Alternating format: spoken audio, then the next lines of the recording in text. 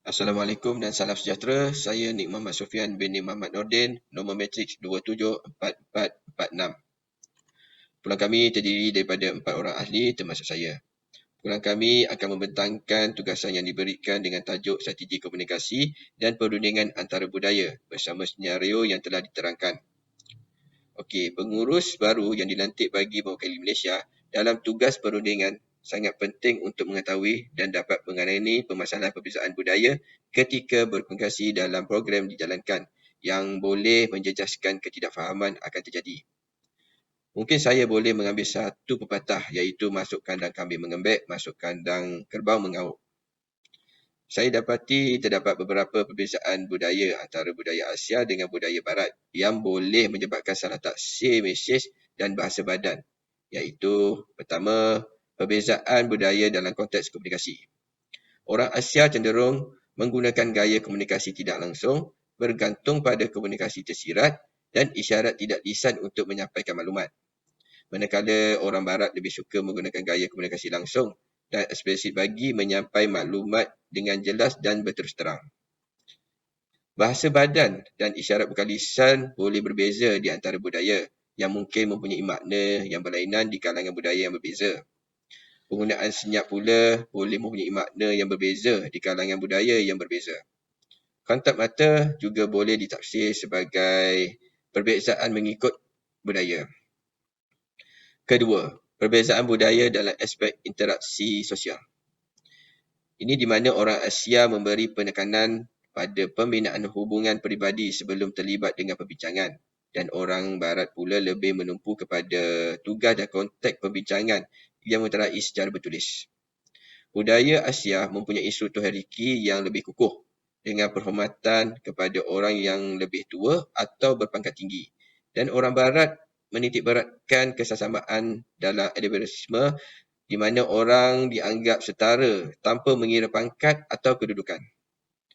Budaya Asia menghindari konflik terbuka atau mengkritik secara terus terang, sementara orang Barat lebih terbuka dan jujur dalam menyuarakan pendapat.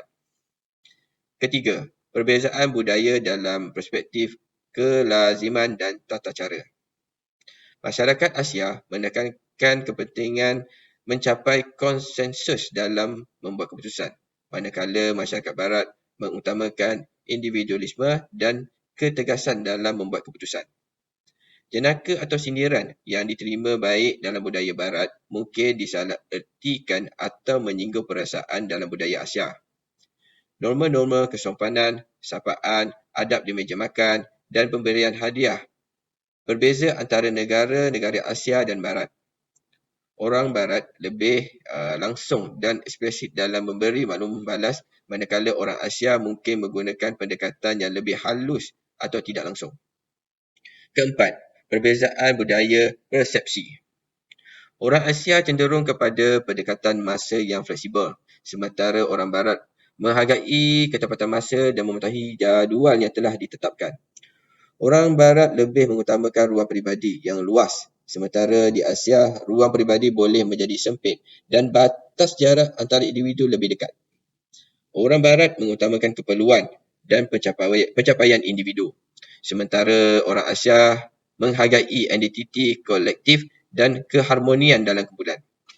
Orang Barat melihat pergaulan yang berlebihan sebagai produktif, sementara orang Asia melihat penting untuk membina hubungan dan kepercayaan. Itu adalah penjelasan saya bagi perbezaan budaya yang berlaku dalam komunikasi atau perundingan dengan budaya yang berbeza. Selanjutnya saya akan menerangkan bagi persediaan untuk komunikasi dan persefahaman silang budaya yang berkesan. Di sini terdapat beberapa poin dalam persediaan. Ini seperti mempelajari budaya, nilai dan amalan orang Barat yang akan dihadapi dalam perundingan. Menghormati perbezaan budaya dan mengambil kira cara komunikasi dan tata cara yang sesuai. Berusaha memahami pandangan dan perspektif orang Barat sambil menjelaskan budaya Malaysia dengan jelas. Menggunakan bahasa badan dan isyarat yang sesuai dan memahami perbezaan penggunaan antara budaya. Berfokus pada membangun hubungan peribadi sebelum membincang perniagaan dengan orang Barat. Menghormati hierarki sosial dan memahami konsep kesesamaan yang diutamakan oleh orang Barat.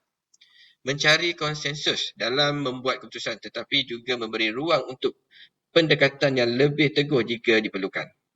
Menghargai kesopanan dan adab setempat serta menghindari tindakan yang boleh menyinggung perasaan orang Barat. Menunjukkan kejujuran, keterbukaan dan keteraturan dalam komunikasi dan tindakan. Menghormati waktu dan memahami kepentingan ketepatan masa dalam interaksi dengan orang Barat. Untuk slide selanjutnya, saya akan serahkan pada Puan Nur Hidayah untuk memberi penerangan. Sekian, terima kasih. Assalamualaikum warahmatullahi wabarakatuh. Terima kasih kepada sahabat saya, dan sekarang ni saya akan teruskan perbincangan dengan beberapa tindakan yang harus saya ambil untuk menghadapi cabaran ini dengan jayanya. Tapi sebelum itu, saya akan perkenalkan diri. Nama saya Nur Hidayah binti Dijupri dan nombor matrix adalah 274521. Okey, pertama saya akan mendefinisikan isu yang hendak dirundingkan. Perbincangan untuk mendapatkan ruang pasaran minyak kelapa sawit Amerika Syarikat dan juga pandangan negara Amerika Syarikat yang kurang tepat berkaitan minyak kelapa sawit dan beberapa perspektif.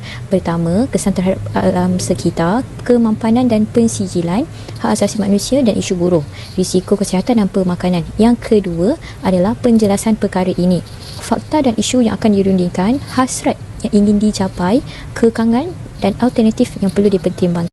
Yang ketiga adalah mengenal pasti implikasi undang-undang dan konteks sosial dalam perundingan. Implikasi undang-undang seperti pematuhan terhadap piawaian antarabangsa dan juga peraturan perdagangan. Dari segi konteks sosial adalah pemeliharaan alam sekitar, kesedaran kesihatan awam dan juga hak buruh dan tanggungjawab sosial. Seterusnya adalah menganalisa pihak lawan seperti kemungkinan reaksi perwakilan Amerika dan juga mengiktiraf usaha kelestarian, meminta jaminan, meminta untuk bekerjasama, meningkatkan keprihatinan khusus, penekanan pada penguatkuasaan dan juga pertimbangan pendapat umum. Seterusnya, kita akan pergi kepada tindakan yang sepatutnya saya lakukan apabila dilantik sebagai salah seorang ahli dewan dalam kumpulan perundingan yang bakal mewakili Malaysia. Pertama, jangan membuat asumsi. Asumsi itu adalah andaian. Saya perlu menghindari daripada membuat segala andaian tentang peserta dari budaya lain. Sebaliknya, saya perlu membuka diri untuk mempelajari lebih lanjut tentang mereka dan memahami perspektif mereka dengan teliti. Seterusnya, gunakan bahasa yang sesuai. Saya perlu berhati-hati dengan penggunaan bahasa agar tidak membingungkan atau menyinggung peserta dari budaya yang berbeza. Saya juga harus berusaha menggunakan bahasa yang jelas agar pesanan saya dapat dipahami dengan baik. Dan yang ketiga, tetap tenang dan mengontrol emosi. Komunikasi silang budaya mungkin melibatkan perbezaan pendapat atau pemahaman yang menimbulkan ketegangan. Saya harus belajar untuk bersikap tenang dan kontrol emosi agar komunikasi tetap efektif. Selain daripada komunikasi yang tak efektif, seterusnya adalah jangan takut untuk bertanya. Jika saya tidak yakin tentang sesuatu atau tidak jelas, saya perlu berani bertanya. Ini akan membantu menghindari kesalahfahaman dan memastikan bahawa saya memiliki pemahaman yang tepat tentang apa yang sedang dibahas, yang sedang dibincangkan. Beradaptasi dengan situasi, memiliki kemampuan untuk beradaptasi dengan perbezaan budaya dalam berbagai situasi.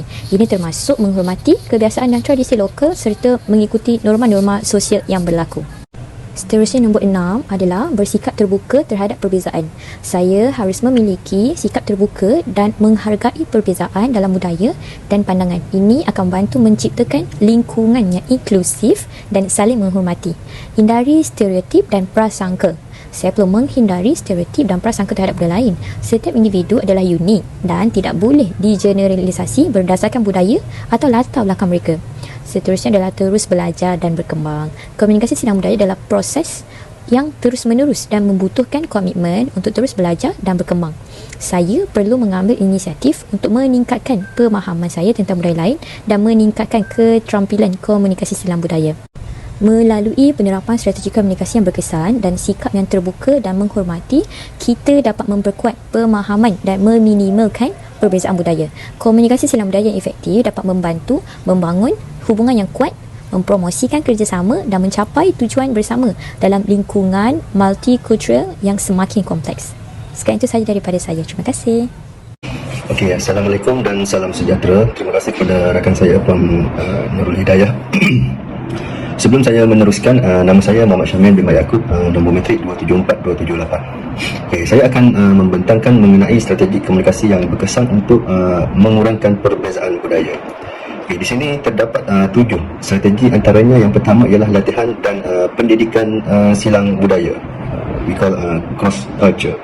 Okey, untuk yang pertama, melalui latihan dan pendidikan silang budaya ini, kita dapat meningkatkan kefahaman dan kepekaan terhadap perspektif budaya yang berbeza. Okey, untuk yang kedua, bengkel, seminar dan kursus dalam talian adalah beberapa cara yang efektif untuk membentuk individu mempelajari norma budaya, gaya komunikasi dan etika. Okay. Latihan silang budaya telah terbukti meningkatkan kecekapan komunikasi antara budaya lah. Okay. Strategi yang kedua adalah membaiki persefahaman budaya. Okay. Untuk huraian ini, yang pertama, melalui latihan dan pendidikan silang budaya, kita dapat meningkatkan kefahaman dan kepekaan terhadap perspektif budaya yang berbeza. Okay, bengkel, seminar dan kursus dalam talian juga adalah beberapa cara yang efektif lah untuk membantu individu mempelajari norma budaya, gaya dan komunikasi. Okay, latihan yang silang budaya ini telah membuktikan meningkatkan kecekapan antara budaya. Okay, untuk yang ketiga, mewujudkan persekitaran selesa dan inklusif. Dengan memerhati perbezaan budaya, kita dapat mencipta persekitaran yang selesa dan inklusif untuk komunikasi yang secara berkesan. Okay, penting untuk merapatkan perbezaan budaya dan mencipta ruang di mana setiap individu merasa diterima dan dihargai. Okay, untuk slide seterusnya. Assalamualaikum warahmatullahi wabarakatuh. Terima nama saya Muhammad Iskandar bin Syed alias Muhammad Noh. Nombor metrik saya 274-315. Okey, Tuan Syed tidak membuang masa, saya akan membawa perkara 2.0 itu, huraikan 4 strategi komunikasi yang paling sesuai berserta justifikasi hujah yang dapat membantu perbezaan budaya. Tuan Syed, di dalam tidak membuang masa, di dalam membantu menggunakan perbezaan budaya dan memupuk kesepahaman adalah amat penting untuk menggunakan strategi komunikasi yang berkesan.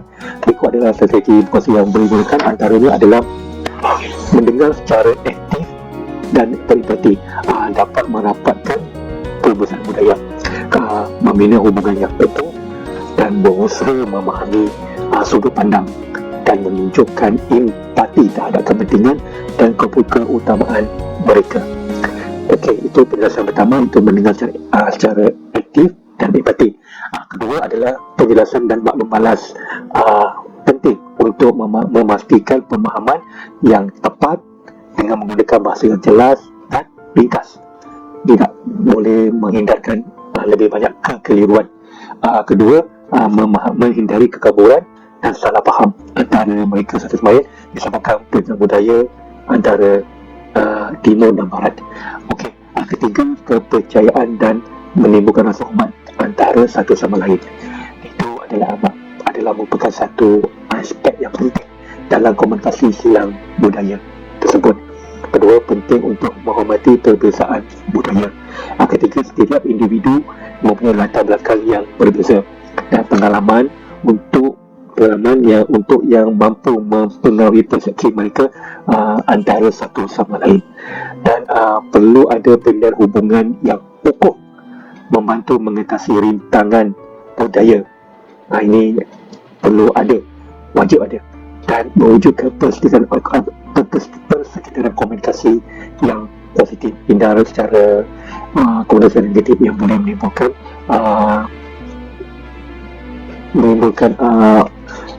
orang-orang negatif. Okey, terakhir adalah budaya berbeza mempunyai norma sosial yang berbeza yang boleh mempengaruhi penafsiran komunikasi mereka bersama lain. Tambahan saya terakhir adalah strategi yang keempat adalah terdapat beberapa pendekatan yang boleh saya lakukan daripada itu, memahirkan komunikasi terutama dalam bahasa Inggeris. Untuk sekarang, kalau kita mampu, kita memahirkan kita dalam bahasa Mandarin. Itu merupakan konsep ekonomi yang kedua selepas negara Amerika dan Eropah. Dan kedua, hormatilah pandangan dari peserta lain. Ketiga, bersedia untuk berkomandi. Tidak semua peserta akan bersetuju dalam semua perkara. Okey, terakhir, hormatilah budaya lain. Kita perlu ingat bahawa tidak semua orang berkomunikasi dengan cara yang sama dan bahawa apa yang dianggap sopan dalam satu budaya boleh dianggap tidak sopan dalam budaya lain. Itu saja yang saya ingin sampaikan dalam saya untuk perkara 240. Sekian, terima kasih. Assalamualaikum warahmatullahi wabarakatuh.